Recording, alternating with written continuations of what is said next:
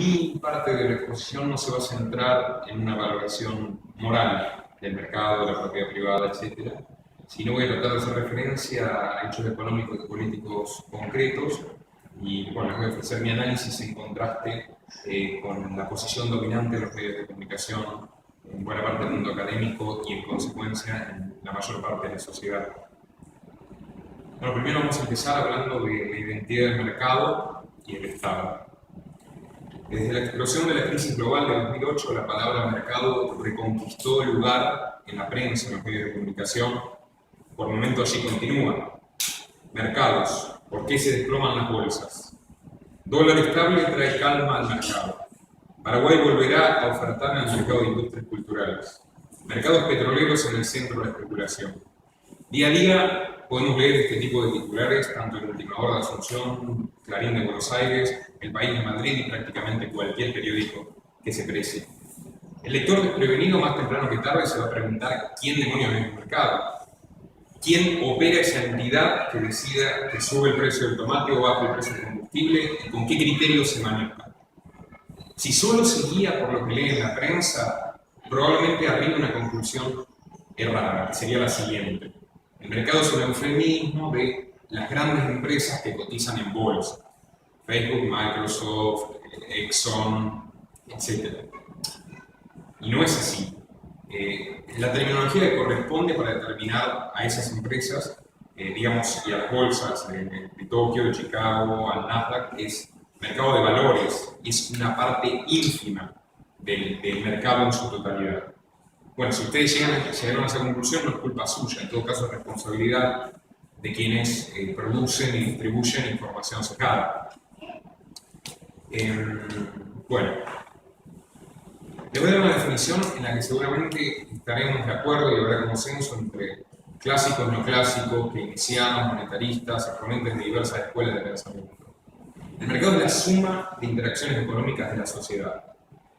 ¿A qué me refiero? Me refiero a todas las relaciones entre todos los oferentes y todos los demandantes, entre los productores y los consumidores, entre locadores y locatarios, a los contratos escritos, a los contratos implícitos, a los asalariados y a los capitalistas, compras, ventas, alquileres, préstamos. El mercado engloba las decisiones que ustedes toman cuando van a la despensa a comprar un paquete de fideos, y las decisiones del despensero y del proveedor, y del hipermercado y del productor, que están influenciadas seguramente por las decisiones que toma la empresa que lo provee bolsas al productor de trigo, por ejemplo, para que los fideos lleguen a la despensa. Y esas por los bancos que le dan crédito, y los bancos por la del Banco Central. Entonces es una interrelación de las decisiones que todos tomamos en la economía. También se pueden analizar en ámbitos más pequeños, más reducidos. Podemos hablar, por ejemplo, del mercado petrolero, que serían todos los intervinientes en la producción, de distribución de petróleo, del mercado agrícola, del mercado cultural. Pero cierto es que no se puede analizar aisladamente esos sectores, porque están todos interconectados. No podría existir la industria petrolera si no existe la industria del transporte, no podría existir la industria del transporte si no existieran todas las actividades que nos obligan a transportarnos diariamente. Bueno, este mecanismo de intercambio es natural en nuestra condición de seres humanos. La sociedad tal como la conocemos es así gracias a que existe el mercado. Un antropólogo podría contestarme que el ser humano...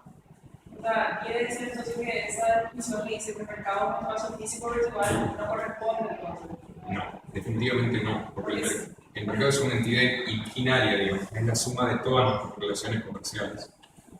Tiene varias. Es una suma de interacciones comerciales. Es la suma de todas las interacciones comerciales, de todos los acuerdos que existen entre todos los que participamos de alguna parte de la producción o del comercio en la sociedad. Es abstracto. ¿Me expliqué bien? Bueno, un antropólogo podría contestarme que cuando yo digo que el mercado es la base de la sociedad, estoy mintiendo, porque el ser humano es social por naturaleza. Sí, el ser humano es social por naturaleza como muchos otros mamíferos, pero si hablamos de ese grado de sociabilidad, nos tenemos que limitar a, por ejemplo, cazar en tribu en nuestra época remota, o a que las madres y los padres garanticen la supervivencia de las crías hasta que puedan valerse por sus propios medios. Pero la existencia del mercado obedece a otro factor biológico, que es nuestra inteligencia y la capacidad de modificar el entorno, la naturaleza, para tener mayor confort. Un día descubrimos el fuego y luego descubrimos la rueda. Pero la civilización tal como la conocemos tiene su día cero, su punto fundacional, cuando descubrimos la agricultura. La agricultura nos permitió asentarnos, sembrar y antes de cosechar construir hogares, tener tiempo libre y a su vez descubrir la abundancia. Una persona era capaz de producir más alimento del que necesitaba para abastecer las necesidades de su familia. Entonces se le presentaron dos opciones. Una es acumular esos gramos, lo que fuere, que sembraba, a cuenta del futuro, y la otra es intercambiarlos por bienes de su interés. Por ejemplo, herramientas, carne, pieles para abrigarse. Entonces, ya no fue necesario que todos los hombres se dediquen a una sola actividad. Surgió la división del trabajo, una suma de ocupaciones distintas para abastecer las necesidades de todas las personas en esa comunidad. Ahí cerramos el capítulo del nomadismo, digamos. Ya no fue necesario ir de aquí para allá buscando qué cazar o semillas para recolectar. La gente se asentó en los valles fluviales, donde sabía que podía cosechar y llevar una vida más estable y tranquila. Bueno, volvamos al presente. El mercado libre es el escenario en el que todos los participantes gozan de absoluta libertad para operar, es decir, sin barreras que impidan el desarrollo de sus actividades. ¿A qué me refiero con una barrera? Partamos del supuesto que me dedico a la venta de paraguas. Y bueno, llega una temporada donde no llueve. Yo no puedo acusar al clima de suponer una barrera para mi actividad. O si ofrezco mis paraguas a precios excesivos o son de menor calidad de los que ofrece la competencia, no puedo ponerme en víctima y decir que la competencia significa una barrera para mí. En cambio, si otro vendedor de paraguas, o quizás un bandolero cualquiera, asalta mi local, extrae parte de mi recaudación, bajo amenaza de secuestrarme, de asesinarme, ¿qué opinan? Es una intervención que altera el normal funcionamiento de mi negocio y por lo tanto altera el funcionamiento del mercado. Yo no estoy produciendo libremente ni estoy manejando el negocio de acuerdo a mi criterio, sino al criterio de otro que me está violentando, no está persuadiéndome para que cambie de opinión, me está forzando a tomar determinada decisión. Bueno, ustedes dirán que estas son situaciones aisladas, que no es común. Sin embargo, todos nosotros, cualquiera sea nuestra profesión o la actividad que desarrollemos, permanentemente estamos tomando decisiones coaccionados, amenazados o violentos. Y vamos a volver al poblado de agricultores para explicarlo. Supongamos que eran 1000 personas aproximadamente, descontando a los niños. En este poblado hay que ofrecerle algo de su interés a otra persona para obtener comida, bienes o lo que fuera. Estos muchachos se dedicaron a pensar cómo podían saquear las plantaciones de los vecinos o cómo podían asaltar los talleres. Y después pensaban, no, bueno, esto es muy peligroso, ¿cómo vamos a hacer eso? Nos pueden propinar una paliza, nos pueden echar del pueblo. Entonces a uno se le ocurrió una idea que era bastante arriesgada, pero funcionó. Estamos hablando de la prehistoria prácticamente. Decidió, semana tras semana, visitar a todos sus vecinos y convencerlos de que se aproximaba un gran peligro, una hueste de salvajes que había destruido aldeas remotas y que, bueno, se encaminaba hacia la propia aldea, que iba a destruir y iba a saquear todo. Entonces les propuso lo siguiente: que ellos aparten algo de su riqueza y de su producción para financiar una posible defensa ante esa amenaza externa. Algunos de los vecinos los convenció, a otros no, pero los que no estaban convencidos ya no tuvieron libertad de elegir, porque con las armas y con la riqueza que le habían proveído la parte convencida, directamente los obligó a financiar esa hipotética defensa, ¿verdad? Ahora, la invasión, como era de esperar, no llegó nunca. Al caso podría haber llegado y, en fin, luego deberían haber desarticulado esa organización y tal, pero no. Ellos convencieron a los vecinos de que si no fueron invadidos, no fueron atacados, no se concretó esa amenaza que ellos decían, es porque de alguna manera se habían enterado que en esa aldea había un gobierno que los defendía, que los defienda. Y no se quedaron ahí. Digamos, ya teniendo las armas, el poder y el dominio sobre el resto de la población que trabaja, la parte productiva, contrataron a sus familiares, a sus parientes, inventaron nuevas ocupaciones por la seguridad interna o por la contabilidad de la recaudación y del tesoro, etcétera, etcétera, etcétera. Digamos que descubrieron una manera de vivir sin aportarle lo productivo a la sociedad. Pero bueno, proveyéndole una intangible defensa de otros peligros. Bueno, este sistema resultó un negocio muy rentable, digamos. Cuando murió esta generación de malandras que tomaron de cierta forma por la fuerza el poder de la comunidad, la próxima se dedicó simplemente a conseguir mejores armas y mejores excusas y mejores justificaciones para seguir dominando a la parte de la población que realmente producía. Además de decirlo, así nació el Estado, que existe solo y exclusivamente porque detenta el monopolio de la violencia. Digamos, surgen otras maneras de violencia en la sociedad, pero son reprimidas por el Estado, que se arroga el monopolio, que se justifica que ellos tienen la legitimidad de utilizar la fuerza en aras de la defensa, el orden, de cumplir las leyes. Muchas de esas leyes son inmorales, muchas de esas leyes atentan contra nuestro derecho a la vida, nuestro derecho a la libertad, nuestro derecho a la propiedad privada. Sí. Pero eso, o sea, hay algo que estoy entendiendo bien. En nuestra realidad, hoy por hoy existen partidos políticos, que son los que conforman la Asamblea Nacional Constituyente y realizan lo que es la Constitución Nacional. ¿Verdad? O sea, no entiendo por qué decimos monopolio de la violencia, puesto que tenemos una Constitución Nacional, ¿verdad? Que justamente lo que trata es limitar el poder público. De hecho, No, de hecho, la Constitución es un producto del Estado. sí, por eso. O sea, no es tampoco que el Estado es absoluto de todo. El Estado es absoluto. De hecho, la Constitución es un texto redactado arbitrariamente y que sufre violaciones y contradicciones permanentes por todo el cuerpo legislativo en todos los países que vos elijas.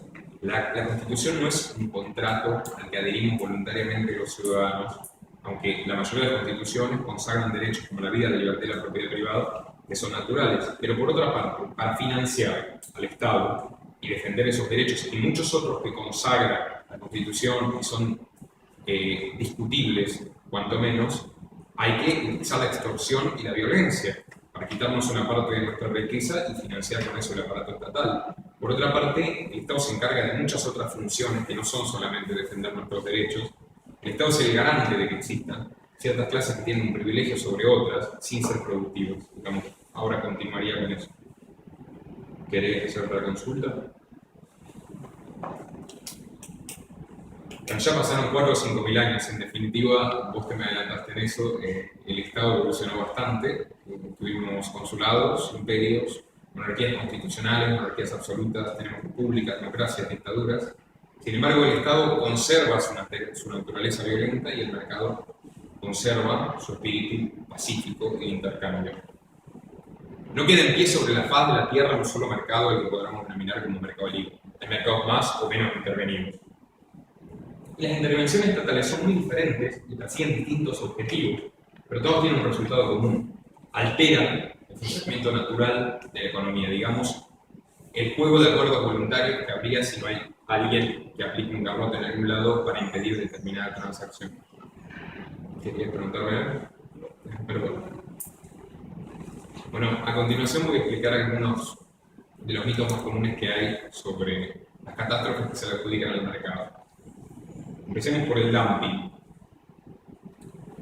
En el comercio internacional, el término dumping se refiere a una estrategia que consiste en vender un producto, en exportar un producto por debajo del costo productivo, para fundir a la producción local y, digamos, conquistarla y dominar el mercado de ese país de origen. Por ejemplo, si yo fabrico caramelos a un costo de 5 centavos, digamos, a mí me cuesta 5 centavos por unidad, incluyendo los aranceles, todos los costos que pueden intervenir en el desarrollo del negocio. Quiero exportarlos a Perú, donde el precio al público es de 7. Yo decido ofrecerlos a 4. O sea, voy a operar con pérdidas por determinado tiempo, especulando con que voy a liquidar a la producción local. Si bien es posible que lo logre, también conlleva un riesgo muy grande, porque las empresas que ya están establecidas en ese país conocen mucho mejor su mercado, cuentan con marcas de prestigio, etcétera, etcétera, etcétera, y siempre tienen la posibilidad de achicar sus márgenes de ganancia. Supongamos que no achican sus márgenes de ganancia o que se empecinan en el modelo que tenían y yo logro fundirlas. Yo tendría éxito, pero también tendrían éxito los consumidores, porque ahora en vez de pagar los caramelos a 7 centavos, los pagarían a 4 y estarían ahorrándose 3 centavos que luego van a poder gastar en lo que quieran. Van a tener el caramelo y una riqueza añadida. Pero esperen, ahora que domina el mercado, yo voy a subir los precios, lógicamente, si ya no tengo competencia.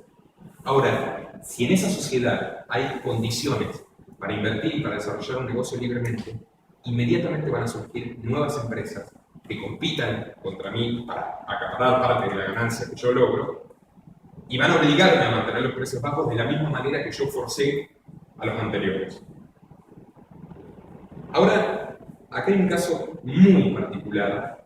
En los últimos años en Paraguay un debate público sobre el dumping hilarante. Es el caso de los paseros. Sí, bueno, los paseros son 300, 400, 500 personas que se dedican a ingresar mercancía de Argentina, de Brasil, de Bolivia, de cualquier país limítrofe y abastecen generalmente a despenseros, vendedores callejeros, ambulantes, etc. Entonces, el gobierno de Carles, a finales del año 2013, instigado principalmente por la Unión Industrial Paraguaya y particularmente por el Grupo Bierce, decidió crear nuevas restricciones para ese ingreso de mercaderías que en un principio está hasta cierta cifra exento de impuestos. O sea, el holding de empresas más importante del país decidió afirmó que estaba en desventaja comparativa contra 300 personas que luchan día a día por llevar el pan a su casa. Suena verdaderamente disparatado. Bueno, si un señor desinformado se enterara de esto, simplemente diría que es imposible. Los paseros se habían servido de una crisis monetaria en Argentina en ese momento, a finales del año 2013, por lo cual algunos productos de primera necesidad del lado argentino estaban a precios mucho menores que el lado paraguayo. Bueno, ellos ingresaban a mercadería, la revendían, no hay mucha más en eso. Pero ¿por qué se enoja, por ejemplo, el Grupo Bierce? Bierce no es solo dueño de Super 6, de Stock, de las cadenas de supermercados. Bierce también es dueño de las empresas importadoras que abastecen a buena parte de las otras empresas de este país. Bueno, de todas formas era tragicómico cuando promovía los productos de industria paraguaya, siendo que la mayoría de los productos en cuestión eran importados. O sea, Bierce los importa y los paseros también los importan. No hay fabricación nacional. La falacia de la fabricación nacional la vamos a tratar más adelante. El único argumento que esbozaron los políticos y el Grupo Bierce en general es que los grandes empresarios incurrían en muchos costos porque tenían que mantener una estructura muy costosa de transporte, centenares de empleados, las estructuras comerciales. Eso es absolutamente... Y por eso, bueno, eso se traslada a los costos, a los precios de sus productos. Entonces la competencia desleal, la de los paseros. Eso es absolutamente ridículo. Si yo soy empresario e invierto en estructura, por ejemplo, si tengo una mueblería y compro un camión, que me va a permitir hacer un delivery de 6 sillones de mi mueblería a la vez, en vez de la camionetita que yo tenía que solo podía trasladar uno. ¿Yo por qué lo estoy haciendo? Porque voy a tener la oportunidad de sacarle más provecho al día y al mismo transporte, voy a ahorrar en combustible, voy a poder servir a las necesidades de mayor cantidad de clientes. En definitiva, si yo invierto en capital para que sea redituable, para que mis costos bajen y mi ganancia suba, no al contrario. Entonces, un grupo de empresarios con amplia disposición de capital y una gran fortuna se ven amenazados por gente que pasaba las mercaderías en balsa y las trasladaba en autos, en camionetas, y bien sí puede sacarle un margen siendo importador, comprando a granel, abasteciendo los supermercados, o sea, ocupándose de toda la cadena de comercialización. Supongamos un tacho de aceite que cuesta 6.000 guaraníes, y él sí puede sacarle un margen de 4.000, 4.500 de ganancia. ¿Cómo le va a sacar ese margen a un pasero que compra en un supermercado argentino, que traslada, que tiene que revender a su vez un despensero por nuestra propia despensa, que tiene que ofrecerlo a un costo a un precio más barato que Bierce? O sea, es absolutamente ridículo. El capricho de las grandes empresas corre por no querer reducir sus márgenes de ganancia. Lo que es lógico, lo que no es lógico ni ético, es cómo ellos quieren enfrentar esa situación. No la quieren enfrentar buscando maneras de mejores para no tener que reducir el margen de su ganancia. No, la quieren enfrentar reclamando a la clase política que les corte la entrada a los paseros, acabe con su modo pacífico de supervivencia, que los extermine. Bueno, hay que ser bastante desvergonzado, pero es un comportamiento muy habitual de las grandes empresas. Bueno, varios profesionales nos solidarizamos con los paseros, integramos un comité de negociación con el gobierno. Afortunadamente, no se llevó a cabo la implementación de esas barreras que planteaban mayores restricciones. Sin embargo, bueno, las protestas que hicieron los paseros en Lambaré, me acuerdo perfectamente de eso, fueron brutalmente reprimidos antes de que se levante este proyecto de restricciones, fueron brutalmente reprimidos por la policía, incluso murió una bebé de 4 meses afectada por los gases lacrimógenos. Así que la criminalidad del Estado no se limita a cuestiones económicas. Creo que eso lo tendremos claro simplemente revisando el historial de guerras y de acciones criminales y de genocidios cometidos a lo largo de la historia por gobiernos de derecha y de izquierda, indistintamente. ¿Qué podemos sacar en limpio de este caso? La competencia perjudica al que goza de una situación privilegiada. Beneficia a los consumidores y beneficia al competidor emergente, digamos, al nuevo en el mercado, al que está en la posición de abajo, está tratando de escalar y compite por la ganancia del que está en la posición privilegiada. ¿Alguna pregunta? Yo nunca entendí por qué se habla de contrabando si existe el Mercosur y supuestamente tiene que haber intercambio libre de...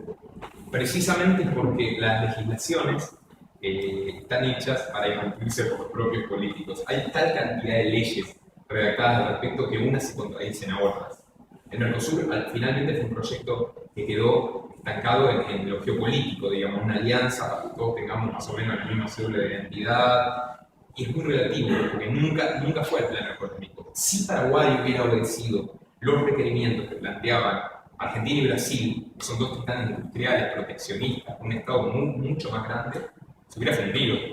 Paraguay no podría soportar la carga animal de impuestos que sufrimos en Argentina y en Brasil. Así que en todo caso, mejor que no se haya llevado adelante el Mercosur. Pero sí, hubo abogados que defendieron a los paseros con ese argumento. Sí. Hay una ligera restricción en el Mercosur. O sea, el Mercosur es una unión aduanera para que Argentina y Brasil se protejan de China. De hecho, sí. Y en el medio, esclavizar Uruguay a Paraguay. Y también para tener más peso de negociación con la Unión Europea, con China misma. Efectivamente. Vamos a hablar de la desigualdad, la producción de desigualdad. Otra falacia generalizada del establishment es que el libre mercado produce desigualdad.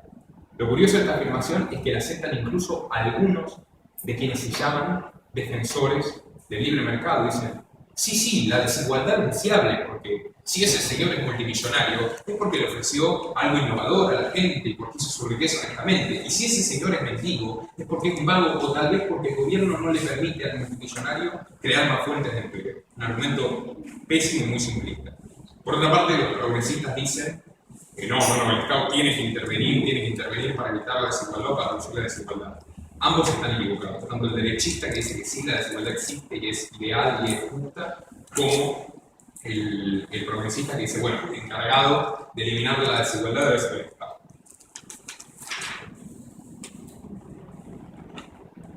Los dos tienen razón en algo. Tiene razón el socialista cuando afirma que las grandes fortunas tienen mucho que ver con la inequidad animal que, digamos, brutal que existe. Por otra parte, tienen razón los derechistas cuando dicen que el Estado no debería intervenir. ¿Cómo es esto posible? Que los dos tengan algo de razón y algo de equivocación. Porque en las sociedades capitalistas el Estado interviene permanentemente en la economía para transferir recursos de la mayoría, digamos, de la clase productiva, que son trabajadores, pequeños empresarios, medianos empresarios, a las grandes corporaciones que ocupan una posición de dominio. Ahora les voy a exponer brevemente 11 maneras muy habituales en que los gobiernos occidentales producen o son cómplices de la desigualdad extrema. Las regulaciones, punto número 1.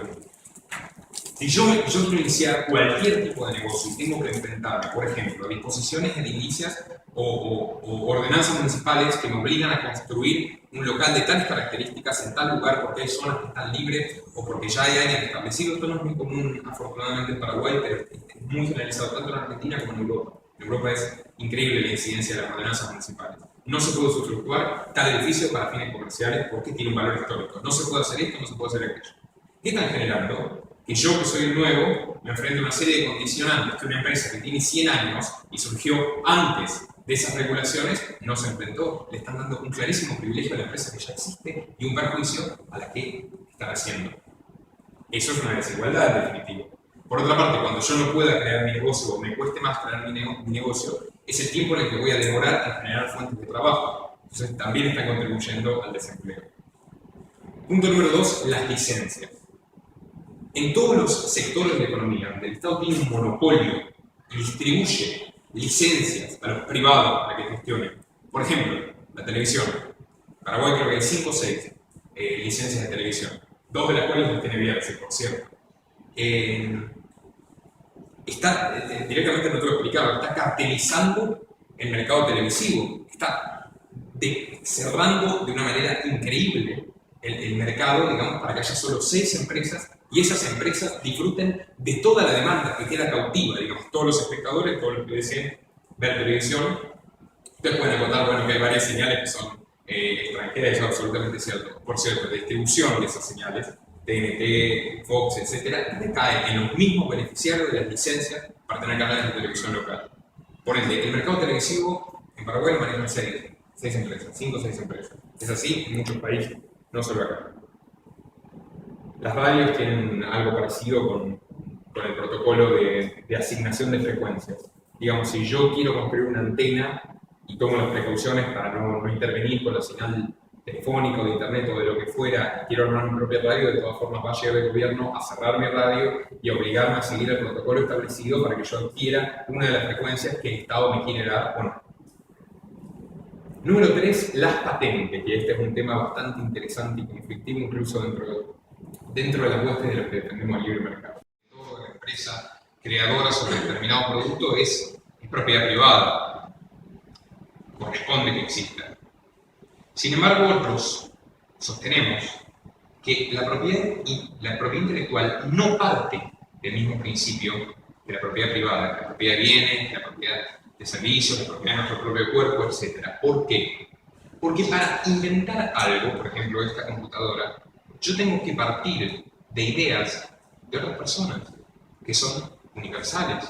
Yo tengo que partir de leyes de física y de la matemática. Yo tengo que basarme en un esquema que alguien inventó hace 100 años y por lo cual no cobró ningún tipo de derecho de patentes. Yo tengo que utilizar el lenguaje, yo tengo que hacer uso de una serie de recursos por los que yo no pagué. ¿Con qué derecho yo puedo restringir que alguien construya una computadora igual a esta si las ideas que utilicé son universales? Bueno, el caso, esto es muy abstracto, es una cuestión filosófica, de filosofía política, pero el caso es que en la práctica, y eso nadie lo discute, la patente es un freno para el progreso tecnológico en muchos aspectos y por supuesto que es un freno para que entren más actores al mercado, porque si solo yo puedo puedo fabricar determinados productos, le estoy negando la posibilidad a otras personas de que emprendan en ese sentido y por supuesto me estoy garantizando que no compitan contra mí. Por ende, mi sobreprecio sobre el producto que diseñé puede ser muy elevado. Ustedes van a decir, pero hombre, hay millones de computadoras, millones de diseños posibles de computadoras. ¿Y qué tal si hablamos de semillas transgénicas? Porque ya requiere otra inversión en tecnología y varias leyes más del Estado inciden en ese sentido. ¿Por qué Monsanto es el único productor de semillas transgénicas de muchas especies habilitado en la mitad del mundo? Si ustedes quieren producir semillas transgénicas, no pueden. Pues prácticamente toda la tecnología desarrollada hasta el momento está patentada por Monsanto, que se da el lujo además de vender semillas denominadas Terminator, porque no se pueden polinizar y entonces obligan a los compradores, o sea, prácticamente todos los agricultores que utilizan semillas transgénicas de Monsanto, a volverlos a comprar cada año, porque no pueden producir las propias. Han llegado al extremo en Estados Unidos de encarcelar a una persona que intentó fabricar semillas transgénicas basadas en una estupidez, creo que era un producto mínimo, digamos, de desarrollo que había patentado Monsanto. Tiene un cuerpo de abogados que emplea 550 abogados, más o menos en cada zona, en cada división de la empresa. Bueno, en resumen, el productor va a estar esclavizado de por vida a Monsanto hasta que se logre eliminar o reducir la incidencia de las patentes en el mercado local. Los impuestos. Bueno, los impuestos, no tengo que explicarles por qué los impuestos extraen una parte de nuestra riqueza, pero sí les puedo explicar por qué inciden en beneficio de las grandes empresas. Por dos motivos. Por un lado, las grandes empresas acceden a mecanismos de deducción.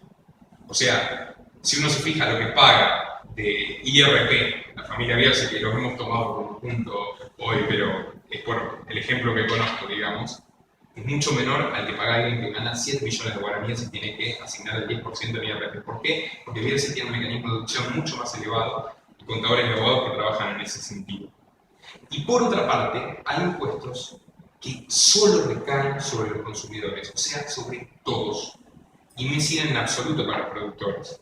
Por ejemplo, el IVA, que en este país, según las declaraciones de la propia SED, de la Secretaría Tributaria, implica el 60% de la recaudación. O sea, el 60% de los recursos del Estado provienen del IVA.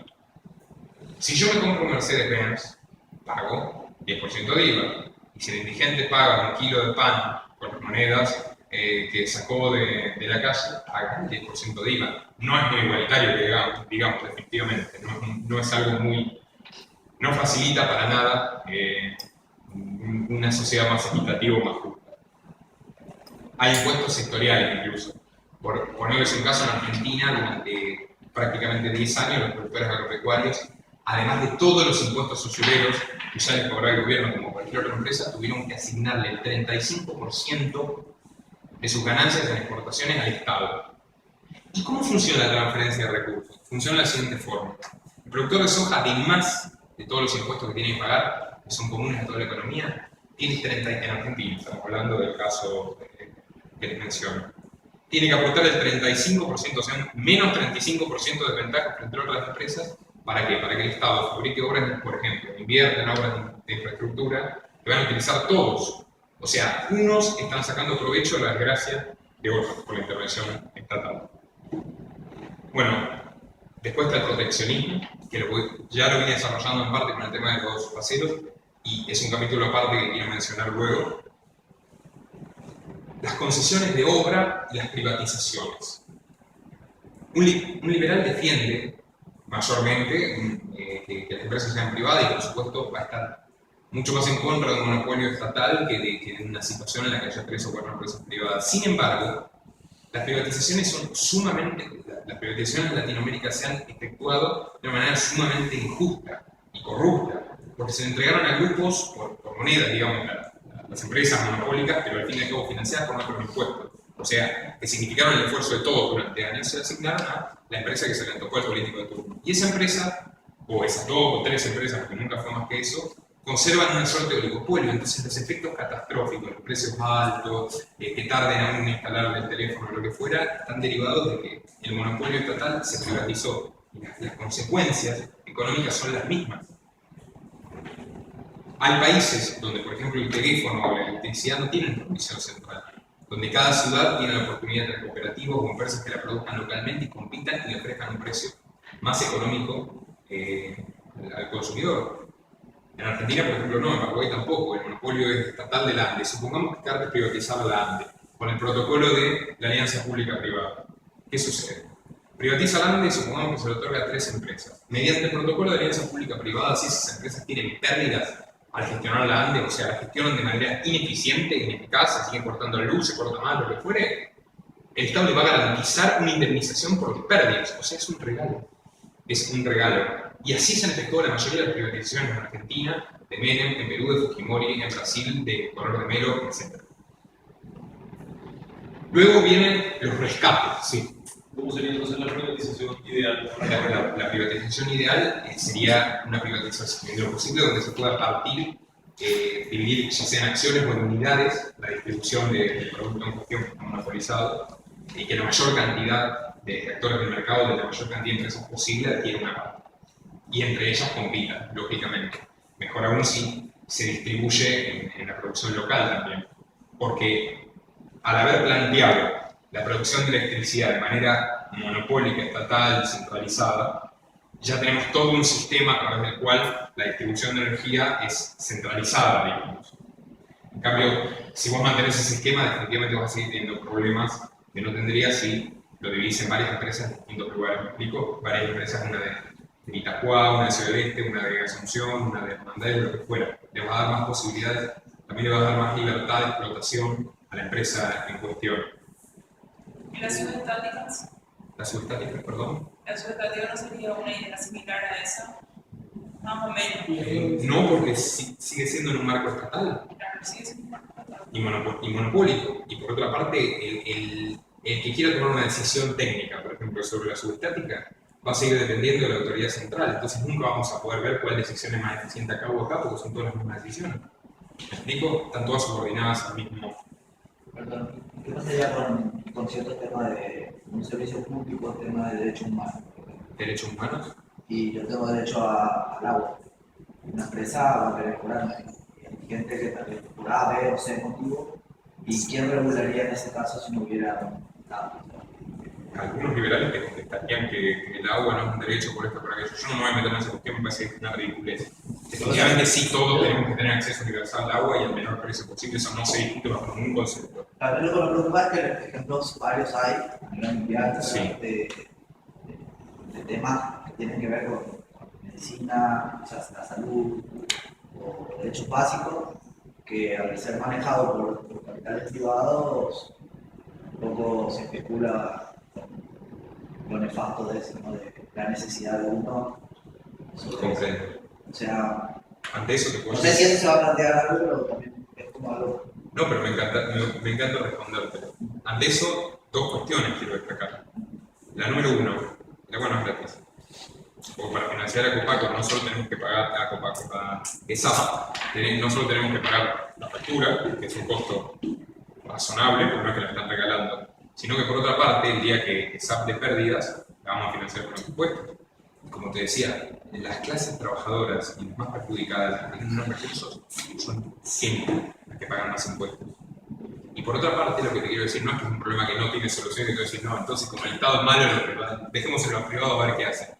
No, las privatizaciones que se habrán dado en ese sentido que vos mencionás, seguramente fueron para que te describí a 3 empresas que pueden hacer lo que quieran. Porque vos dale un monopolio a cualquier empresa de cualquier área, por más ético que sea el director, por más ético que sean los trabajadores, van a ser un desastre al no tener competencia. Por otra parte, muchas, eso estaría bueno mencionarlo, muchas de esas privatizaciones excluyeron la posibilidad del funcionamiento de cooperativas.